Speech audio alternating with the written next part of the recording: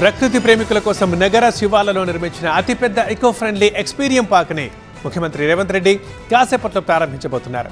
ప్రకృతిని, పర్యావరణాన్ని భావితరాలకు అందించాలనే సంకల్పంతో చేవెళ్ల నియోజకవర్గంలోని ప్రొద్దుటూరు గ్రామంలో ఈ గార్డెన్ని రామ్దేవరావు ఏర్పాటు చేశారు. 150 ఎకరాల్లో ఏర్పాటు చేసిన పార్కులో ప్రపంచవ్యాప్తంగా ఉన్న 25,000 జాతులకు సంబంధించిన మొక్కలున్నాయి. Argentina, Uruguay, Mexico, south America, Spain, Italy, New Guinea, Australia, Thailand, Indonesia, Malaysia దేశాల నుంచి అరుదైన మొక్కలు, చెట్లు, రాళ్లు, అందమైన శిలలు సేకరించి ఈ గార్డెన్ ఏర్పాటు చేశారు.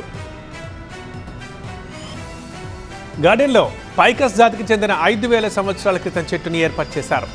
గౌతమ బుద్ధుడు ఇలాంటి చెట్టు కిందే జ్ఞానోదయం పొందినట్లు చెప్తారు. అందుకే పార్కుకు వచ్చే సందర్శకులకు ఆ థీమ్ తెలియజెప్పేలా ఈ చెట్టును తథాగతుడి విగ్రహంతో కలిపి తీర్చిదిద్దారు. ఎక్స్పీరియం గార్డెన్ చైర్మన్ వరంగల్కు చెందిన రామ్దేవరావు అనే పర్యావరణ ప్రేమికుడు తన తండ్రి స్ఫూర్తితో 25 ఏళ్ల తన కలను సాకారం చేసుకున్నానని చెబుతున్నారు. ఇంకా ఆయన మరి ఏమన్నారో మరింత సమాచారం మా కరెస్పాండెంట్ వాసు అందిస్తారు. వాసు సార్ చెప్పండి, ఎందుకు మీకు ఇన్ని 100 ఎకరాల్లో ఈ పార్కు నిర్మించాలన్న ఆలోచన ఎందుకు వచ్చింది? దీని విశిష్టత ఏంటి? యాక్చువల్గా నేను ఒక ఆర్టిస్ట్ అండి. వరంగల్ దగ్గర నెక్కొండ అనే గ్రామం అది. మా ఫాదర్ అక్కడ వ్యవసాయ భూములు అవి ఉండేవి. తర్వాత వచ్చేసి ఫారెస్ట్ కాంట్రాక్టర్గా కూడా చేసేవాళ్ళు.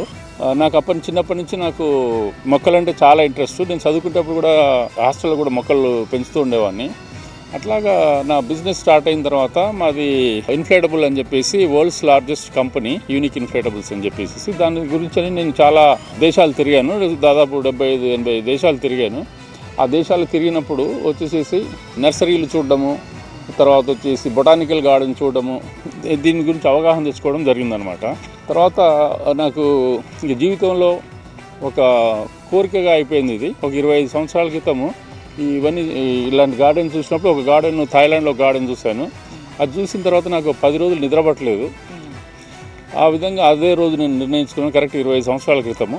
అప్పుడు నిర్ణయించుకొని ఇక ల్యాండ్ ప్రొక్యూర్ చేయడం మొదలుపెట్టాను అనమాట. అట్లాగా చేస్తూ ఒక 12 సంవత్సరాల క్రితము ఒక యూనిక్ ట్రీస్ అని ఒక నర్సరీని ఏర్పాటు చేయడం జరిగింది.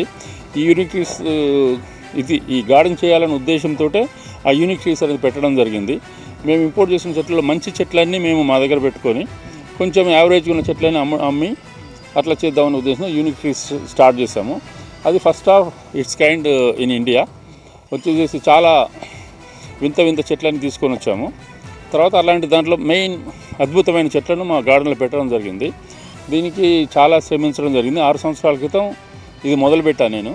ఇప్పటికల్లా ఒక రూపుకి వచ్చింది, కానీ ఇది మొత్తం ఫినిష్ అవ్వడానికి ఇంకా 2 సంవత్సరాలు పడుతుంది. ప్రకృతి మీద ఉన్న మక్కువతోనే తాను ఇన్ని కోట్లు పెట్టి దీన్ని ఏర్పాటు చేశాను, దయచేసి ప్రజలందరూ వచ్చి కూడా దీన్ని వీక్షించాలి, అందరూ ఇక్కడ వచ్చి ఆహ్లాదం పొందాలంటూ కూడా ఆయన చెప్తున్న పరిస్థితి నెలకొంది.